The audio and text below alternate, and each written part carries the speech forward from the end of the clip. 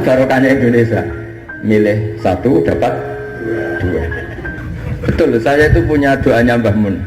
Sebelum wafat beliau itu nyatet doa. Itu diantara doanya itu Allahumma alqi bainahuma ulfatan wa mawaddatan. Ya Allah, jadikan dua tokoh ini yaitu Jokowi dan Prabowo, Pak Jokowi dan Pak Prabowo ulfatan, saling asih dan saling mencintai.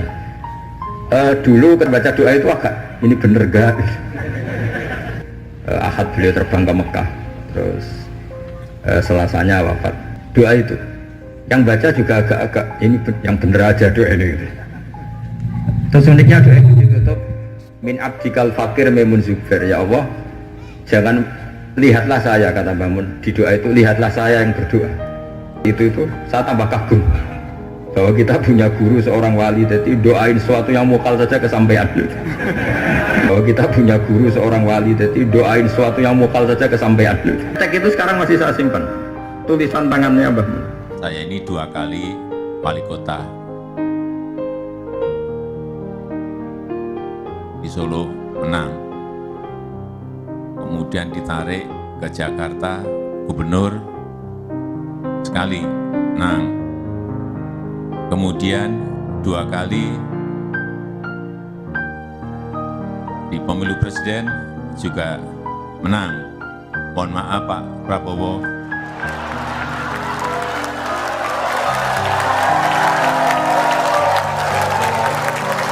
kelihatannya setelah ini jatahnya Pak Prabowo.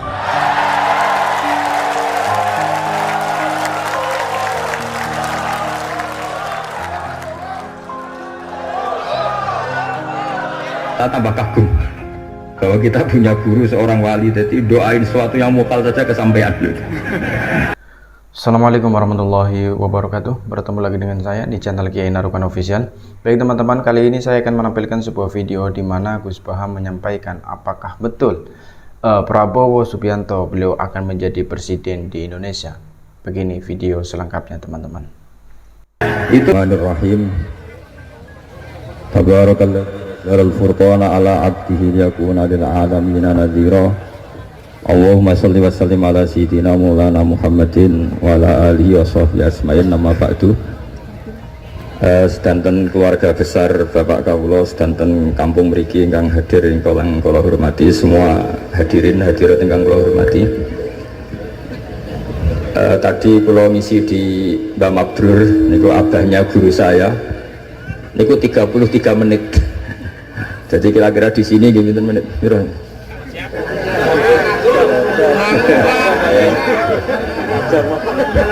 Saya kemarin dengan Ganjar itu gubernur Jawa Tengah itu malah 7 menit. Karena apa ya? Tak anggap iman itu kan sudah mulai kecil sampean. Kok ijek-ijek mulang itu terus piye? Jadi kalau singkat itu artinya saya percaya iman sampean sudah apa? Benar. Kalau ngajinya lama, nanti kalau sampean nggak paham, terus diulang suwi orang paham itu. Tapi kalau sedikit, nanti 7 menit sampean nggak paham. Sing salah Gus Bak mulang mau 7 menit, mulanya nggak paham. Tapi gini ya, kalau tentu punya kenangan banyak terhadap komunitas ya atau kampung sini. Yang diajarkan para nabi adalah wattaba'tu millata abai Ibrahim wa Ishaq wa Yaqub. Jadi kalau ada satu keluarga, misalnya saya ini putra Kiai Nur Salim kelahiran sini, itu harus pakai satu identitas saja. Misalnya saya kenal bapak itu orang yang hafal Quran. Jangan pakai status-status yang lain, nanti jadi repot. Misalnya sampean di bapak Sugih eling Sugiye, di bapak melarat eling melarate, di bapak kasus eling kasusnya, itu nanti jadi repot. Inginnya Allah semua orang hanya pakai status, semuanya adalah hamba Allah Subhanahu wa ta'ala, karena itu yang status permanen. Sampean sowan Allah itu sekalipun presiden itu tidak siapa-siapa, semuanya hambanya Allah Subhanahu wa ta'ala. Sehingga ajaran Nabi yang abadi diantaranya adalah saksikan bahwa saya adalah Abdullah wa Rasuluh, saya ini hamba Allah. Nah, sekarang semua kerusakan di dunia itu dimulai dari merasa tidak sebagai hamba. Seorang dirjen atau menteri ketahanan pangan itu mesti ngira semua kecukupan pangan Indonesia itu karena dia. Kecuali dia pernah ngaji, mungkin agak baik perasaannya. Padahal andaikan petani itu tidak mau nanam padi, buat pinternya kayak apa menteri, tetap kita kurangan apa? Makan. Masalahnya ketika petani menanam padi terus itu biasanya karena nggak punya selera atau karena bodoh. Nah barokahnya bodoh itu mereka tidak nekuni profesi lain, nanam padi terus. Artinya ada padi banyak itu ya barokahnya orang bodoh. Makanya saya ini terkenal kiai pembela kaum bodoh. Karena kalau pinter terus gak nanam padi itu gak ada gunanya. Profesor ketahanan pangan kayak apa rapatnya, kalau gak ada yang nanam padi mau apa? Menko Polhukam juga gitu, buat rapat untuk kestabilan tapi masyarakat tidak tepo seliro, tersinggung sidik bacokan, tersinggung sidik carok. Apa gunanya kepinteran para Menko Polhukam kalau perilaku masyarakat gampang konflik? Jadi sebetulnya pengendali Indonesia itu kita semua. Maka sebetulnya yang pembantu presiden ya semuanya, yang jaga keamanan yang jenengan semua. Kalau nggak mudah konflik ya Indonesia nopo aman. Mungkin bedanya sampean dengan menteri keren sampean. Mereka digaji sampean sudah tidak butuh gaji. Jadi ini ini kelebihan yang kita harus bangga. Makanya saya kalau jadikan, saya pernah ditawarin jadi PNS Kemenak, saya nggak mau. Takut saya biasa nggak butuh gaji menjadi butuh apa? Gaji. Kan keren nggak butuh apa? Gaji. Nah ini penting saya utarakan supaya agama ini terkonsep secara permanen. Sehingga dalam tradisi ulama, agama ini tidak pernah dipasrahkan ke siapa-siapa. Karena yang ngurusi agama ini hanya Allah Subhanahu wa Ta'ala. Pernah dalam satu dialek, Umar adalah orang yang sangat sukses dalam memimpin Islam. Sampai menaklukkan zaman itu sudah sampai Eropa Timur, sampai Asyirkul Aqsa. Sehingga kayak apa kerinduan orang sama Sayyidina Umar radhiyallahu anhu. Sehingga cerita mereka tidak kebayang kalau setelah Umar itu ada pemimpin yang sekali berumar. Sehingga Umar dipaksa dengan tanda kutip dipresur supaya bikin pengganti suksesi. Setiap Ibnu Umar anaknya jalan-jalan kemana-mana, itu mesti masyarakat bilang gini, Mbok yo abah kamu itu bilang ada suksesi supaya pemimpin ini jelas tahapannya. Terus mereka bikin analogi itu kias. Kalau ada kambing 100, penggembalanya tinggal gelanggang, itu dianggap dolim, tidak ya dolim, pasti kocar kacir. Apalagi ini penggembala manusia, kalau suatu saat Umar meninggal, itu pasti kacau. Umar sempat tertarik sama pikiran itu sehingga beliau ingin menunjuk seorang khalifah pengganti. Lama-lama beliau bangun terus bilang gini, enggak jadi kan. Agama ini yang punya Allah, jadi nggak boleh dipikir oleh Umar. Agama ini pernah ditinggalkan orang yang lebih baik ketimbang saya, yaitu Abu Bakar, tetap jalan. Dan agama ini pernah ditinggalkan oleh Rasulullah SAW, orang terbaik di dunia, dan tetap jalan. Karena yang ngurusi Allah. Makanya sekarang nggak ada wali songo. Mungkin zaman wali songo Panjunan tidak seperti ini. Tapi sekarang dipimpin Ustadz TPG, Islamnya lebih maju ketimbang zaman dipimpin wali songo. Bukan karena ustadznya yang lebih hebat dibanding wali songo, memang agama ini diurusi oleh Allah Subhanahu wa Ta'ala. Ustadznya kasus ya agama jalan. Oh itu banyak cerita-cerita di TV ustadz apa?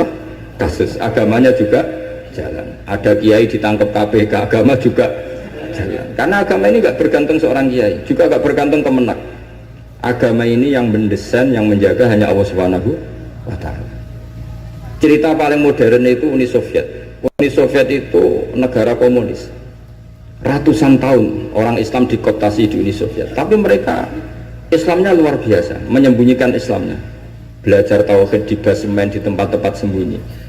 Ketika Uni Soviet hancur lewat glasnost perestroika itu, langsung jadi negara Islam. Ada Uzbekistan, Tajikistan, Ceknya, itu semuanya jadi negara Islam. Artinya gini, agama ini pernah jaya bahkan saat dikooptasi Uni Soviet. Indonesia juga pernah jaya padahal dijajah Belanda 350 tahun. Justru menjadi masalah kalau kita ini terlalu bergantung negara. Kiai gelem mulang nak untuk bos, santri gelem mondok mergo kepalanya dicatat di negara sehingga dapat fasilitas. Oke, negara baik kita akui, tapi itu nggak bagus bagi kita kalau terlalu bergantung. Karena biasanya kita berkontribusi kepada agama, sekarang mendapat dari negara untuk ngurus agama. Masalahnya bukan di ngurusnya, ketergantungan ini yang menjadi Islam nanti bahaya ketika ada masalah. Nggak biasa imun ya, nggak biasa kebal.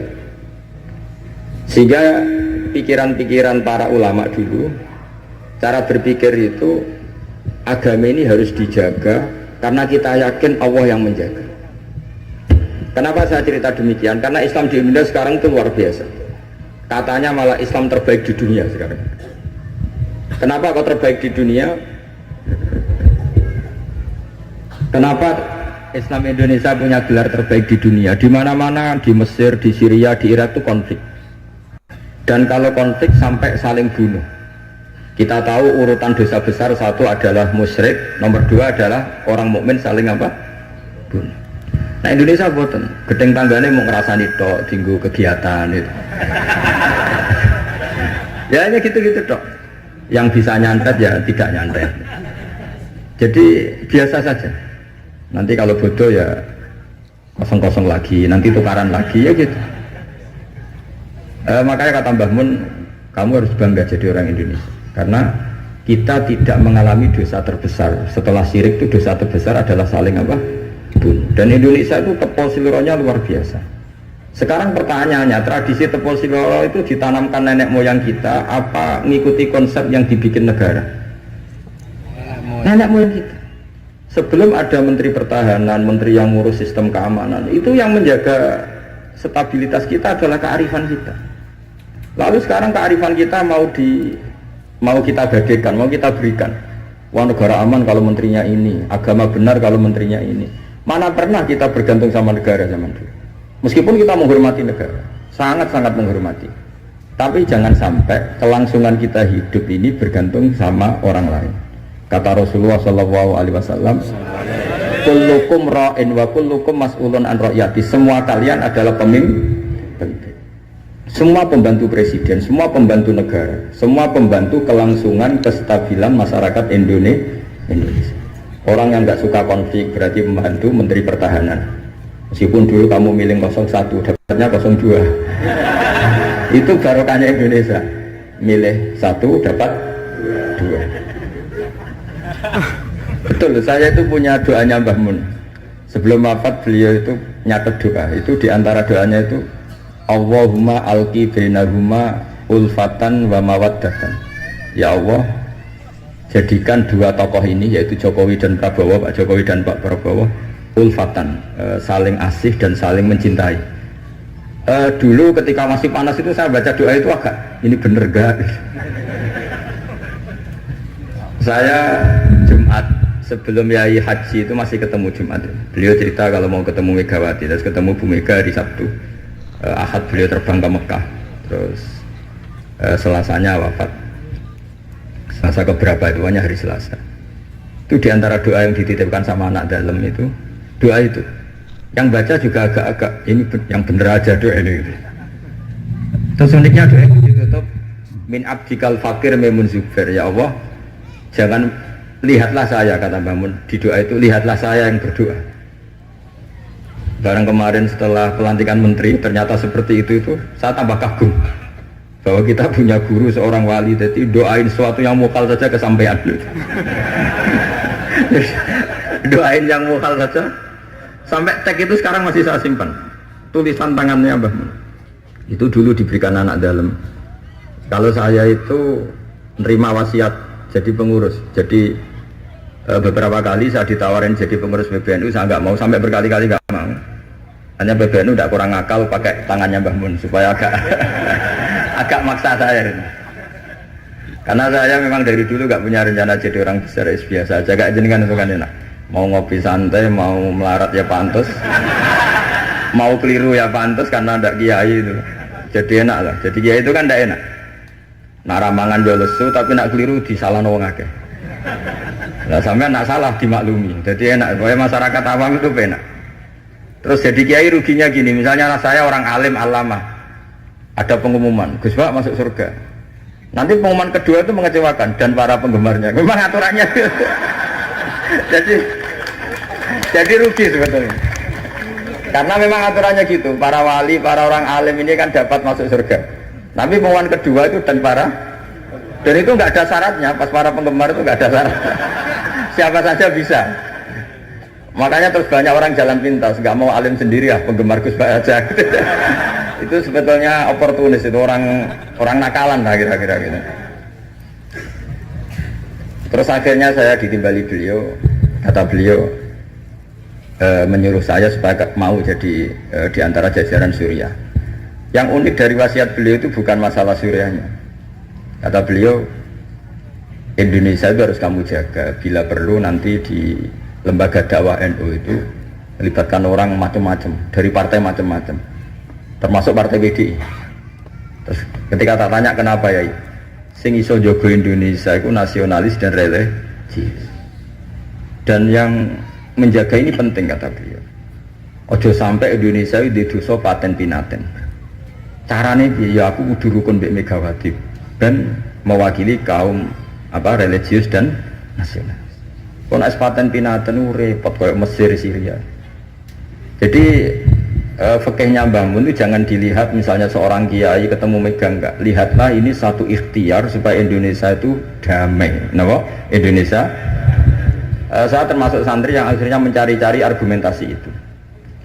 Singkat cerita, saya nyari itu di khazanah-khazanah kitab dan ketemu, yaitu Rasulullah pernah berdamai dengan Suhail bin Amr.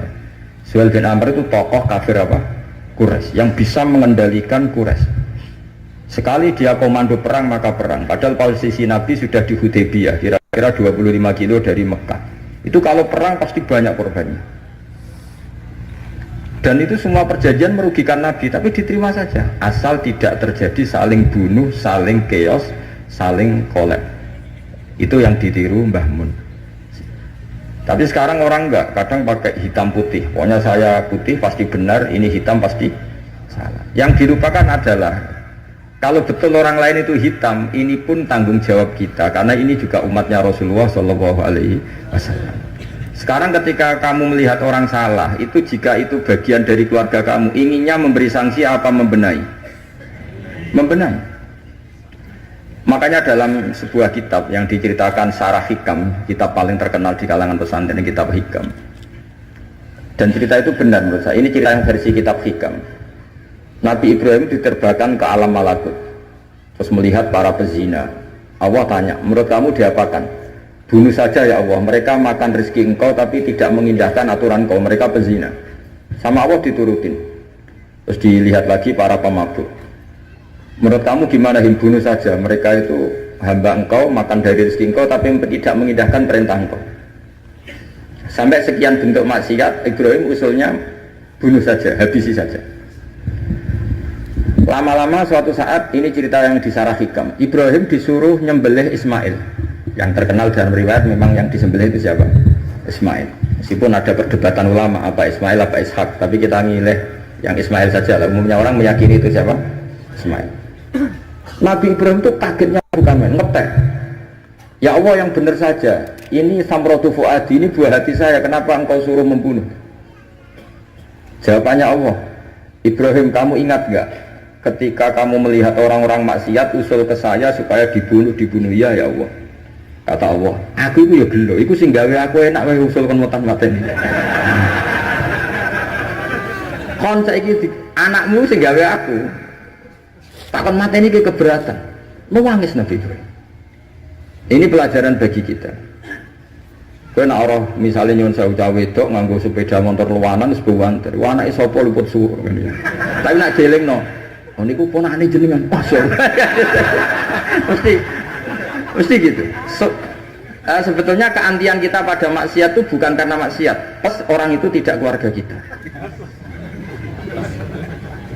Gayanya saja kamu tegas, sebetulnya enggak juga. Gitu. Jadi ini pelajaran bagi kita. Coba misalnya gini, ada orang salah koruptor. Kamu mesti benci sama koruptor. Coba bayangkan kali itu anak kamu. Mesti dungo ya wong mugi-mugi boten konangan. Nah, sama. Ini masalah Rasulullah itu melihat semua umatnya adalah anaknya.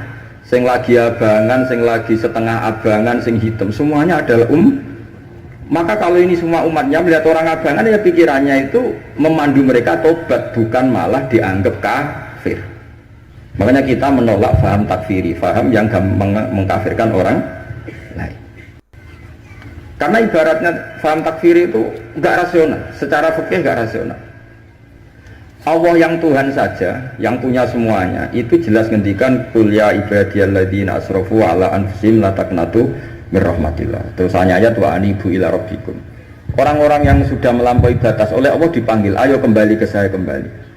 Kemudian orang-orang takfiri ini, orang-orang ekstremis ini, hamba Allah yang sedang maksiat dianggap tidak Islam atau kafir, keluar dari area kemukminan. Wong yang Allah Tuhan saja yang di luar disuruh masuk. Ini yang sudah masuk malah disuruh keluar. Coba Nabi diutus jadi Nabi itu untuk mengislamkan orang kafir apa untuk mengkafirkan orang Islam? Ya Nabi lo diutus itu untuk mengislamkan orang kafir apa mengkafirkan orang Islam? Mengislamkan orang. Makanya aliran-aliran ekstrim sidik-sidik ngafirkan orang itu satu mesti goblok, mesti. Dua mesti gak tahu ngaji. Tiga terlalu semangat tapi khazanah ilmunya itu pas-pasan.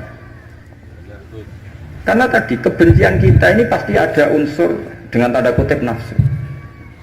Ya tadi kamu benci sama cawe wedok sing kuwatokan cekak sepedaan motor buwanter. Bareng mbok pisoi jumlah wong ayu banget seneng kowe. Kira-kira masih miso ndak gitu. Itu mesti atau gini. Kamu benci sama orang yang nyulayani janji. Zaid tidak janji sama kamu mesti marah. Janjian kok gak rene gini-gini. Coba Zaid itu orang yang ngutangi kamu. Berani nggak ngumpat-ngumpat Zaid meskipun nyulayani janji. Zaid itu orang yang memberi utangan kamu 10 juta terus janjian nyulayani janji. Bisa nggak kamu bentak Zaid? Terus gak ditagih seweneng. Artinya ketika kamu disulayani janji marah itu mesti gini. Sudah nyulayani janji plus tidak berjasa. Nah ini yang kita dapat kearifan dari Nabi Ibrahim. Saat kita enak saja usul orang maksiat dibunuh, dimatikan oleh Allah, itu plus mereka kebetulan tidak anak kita. Coba andaikan zaman di alam malakut Ibrahim tahu yang nakal itu anaknya, apa kira-kira usul demikian? Nah makanya ini jaga kearifan kita, bahwa bayangkan orang lain itu keluarga kita. Makanya kearifan dari bapak saya, bapak itu senangnya kancanan orang macam-macam, masuk musim bulat-bulat. Terus setiap saat tanya, kenapa Pak? Sing gelem dadi ngono ya sapa? Mesti jawabannya gitu. Karena itu kearifan. Sing gelem dadi ngono iku santrinya bapak dulu yang bulat ya banyak. Kiai iku bengkel, nek ora gelem dadani barang rusak ora usah dadi apa? Kiai. Makanya saya ini keterusan, saya termasuk jenis kiai yang enggak tegas. Tapi karena kearifan. Kiai yang terlalu tegas itu biasanya enggak pati arif. Ya tadi, bayangkan itu anak kamu. Kepen ngaji malah diboyong. Cara itu anakmu. Pak Yai memberi kepen didadani malah jiran. Jadi ini pelajaran bagi kita. Jadi coba khazanah-khazanah itu jangan sampai hilang. Memang ada banyak riwayat tentang Nabi Ibrahim menyembelih Ismail. Sebagian kitab meriwayatkan bahwa Ibrahim itu saking senangnya sama Allah. Ditanya, Ibrahim, andaikan kamu punya sapi sekian, kamu korbankan untuk saya enggak? Iya ya Allah, untuk taqarrub ilaika. Kurban itu maknanya satu prosesi ibadah untuk mendekatkan diri kepada Allah. Mana ada terima sapi unta, nak jenengan nyuwun anak kula mawon tak korban. Terus dites tenan disuruh nyembelih apa? Ismail. Tapi saya lebih cocok sama riwayat yang diterangkan di Syarah Kitab Hikam tadi. Jadi beliau ngalami kasaf, diangkat kasaf itu satu kemampuan untuk melihat alam gaib. Kemudian dipertontonkan Allah alam malakut. Terus Ibrahim main usul supaya orang-orang itu dihabisi. Suatu saat itu tadi diingatkan Allah, coba anak kamu sembelih. Lu gimana ya Allah, ini samratu fuadi buat saya. Terus kata Allah, ketika kamu usul langsung tak turuti, kok saya usul kamu pikir-pikir katanya. Tapi ini anak saya, memang yang saya bunuh itu hamba siapa, itu juga hamba saya kata Allah. Nah semenjak itu Ibrahim jadi halim. Ibna Ibrahim ala halimun awwahumunib. Semenjak itu dia jadi halim, beliau jadi halim. Halim itu mudah memaafkan. Dulu enggak ya, agak-agak temperamental. Makanya dalam tafsir diterangkan ketika Ibrahim ekstrim memakai beberapa berhala itu di Quran dijelaskan sami'na fatay yazkuruhum yuqalu lahu Ibrahim. Fatan itu anak muda, jadi gejolakannya masih kuat sehingga frontal. Tapi ketika Ibrahim sepuh itu semua proses dakwaannya itu halus. Ya kira-kira mirip Wali Songo. Tapi itu bahasa yang salah, ya Wali Songo yang mirip Nabi Ibrahim nanti. Makanya yang benar itu mazhab ahli sunnah wal jamaah. Lah Islam Nusantara itu nama lain yang ingin ikut ahli sunnah wal. Jangan ahli sunnah wal jamaah sekarang ikut Islam Nusantara, itu kacau nanti secara. Sering saya ditanya, Gus Islam Nusantara itu kan firqah sudah 73 ditambah Islam Nusantara 74 gitu. Ya kacau kalau seperti itu ya ndak. Islam Nusantara itu ya maknanya ya karena kita punya kultur, punya budaya, dan budaya itu budaya Indonesia.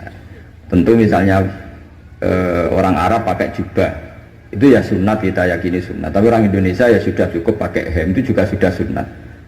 Jangan kayak orang Madura, karena kalau yang jubahan kiai ke Arab Saudi supir taksi dicium, tukang angkot dicium, karena semuanya pakai apa? Jubah. Itu guyonannya orang Madura kan. Setelah di sana jubah loh, itu pakaian nasionalnya orang Arab. Oh iya iya.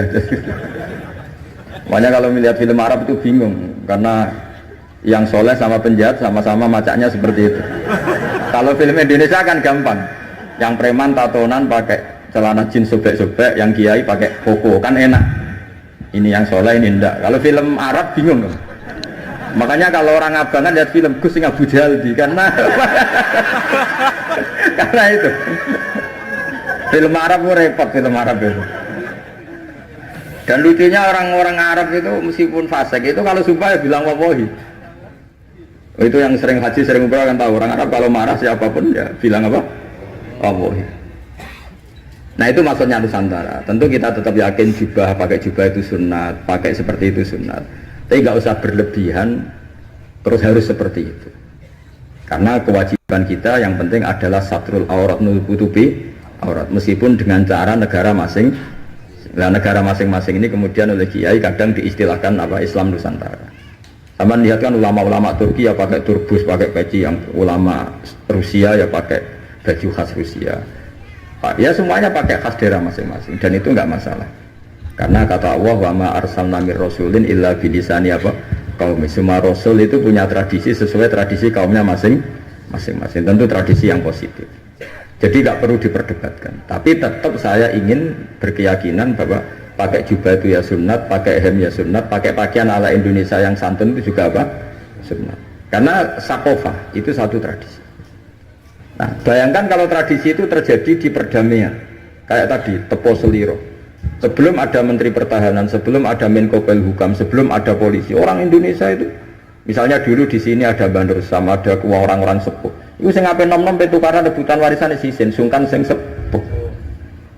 Jadi tanpa ada polisi ini sudah ada kearifan yang bisa mengendalikan orang, tidak rebutan warisan, tidak konflik. Sekarang enggak, ambil dulur konflik di pengadilan. Banyak enggak orang konflik harta warisan sampai ke pengadilan? Kadang. Artinya apa? Ketika ada lembaga peradilan justru kita kehilangan kearifan. Makanya ngaji di sini saya mau minta sekali tradisi-tradisi kearifan kita hidupkan lagi. Ini yang terakhir saya cerita sujud. Terus orang terlatih tanggung jawab sendiri. Rasulullah itu betul bisa nyafaati. Itu semua ulama ijma, Rasulullah bisa mensafaati. Tapi ketika anak dalam, kalau mungkin bahasa sekarang itu pembantu, anak dalam lah kalau dalam bahasa pesantren, itu ditanya, engkau mau nikah, engkau mau boyong, kamu minta saya apa? Ya Rasulullah, saya kasih waktu 3 hari untuk menentukan saya minta apa. Setelah 3 hari, anak itu ketemu Rasulullah, as'aluka murafaqataka fil jannah, saya minta supaya jadi temanmu di surga.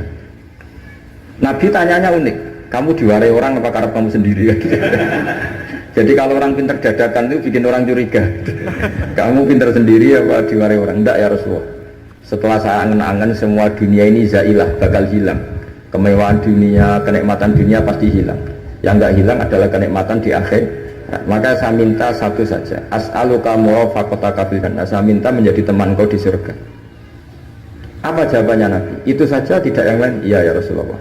Jawabannya Nabi itu nih, fa'inni ala nafsika bikasratis sujud. Saya masih ingat teksnya. Fa'inni ala nafsika bikasratis sujud. Saya minta tolong, bantulah saya, kamu harus memperbanyak sujud. Jadi makanya semua kiai, semua habaib, semua orang alim, siapapun yang ingin mendapat syafaat Rasulullah SAW, tentu onok modalnya. Mungkin yang kaya ya sedekah, yang miskin sabar, yang ya pokoknya ada amalnya. Nggak boleh gratisan. Nang dunia oleh gratis, swarga loh gratis. Jadi Nabi jelas menjawab, fa'inni ala nafsika bikasratis sujud. Maka bantulah saya, kamu sendiri harus memperbanyak sujud. Kemudian ahli fikih itu mengkaji sujud itu apa. Menurut cara yang disepakati ulama, yang mesti benernya adalah diletakkan al-yaden, 2 tangan berarti berapa? 3, ar-rukbaten 5, al-qadamen 7. Makanya ini yang disepakati ulama. Tapi banyak juga ulama yang mengesahkan sujud cukup pakai jabhah. Jadi kalau ada orang bisa sujud kok agak ngongkrong, yang penting badu'e itu memplek, itu ada juga ulama yang bilang yang penting jangan dilakukan imam musola, nanti dianggap ya masa imam musola kok sujudnya seperti itu. Jadi prosedurnya seperti itu. Jadi tetap Nabi itu inginnya umat ini memberi kontribusi. Jadi Nabi tidak langsung bilang iya saya syafaatin, enggak, tapi Nabi ngendikan fa'inni ala nafsika bikasratis sujud. Maka bantulah saya dengan memperbanyak sujud. Ya, ngoten mawon. Assalamualaikum warahmatullahi wabarakatuh. Apa yang disampaikan oleh Gus Baha, semoga ini bisa bermanfaat bagi teman-teman. Hadani Allah wa iyyakum wal afu minkum. Wassalamualaikum warahmatullahi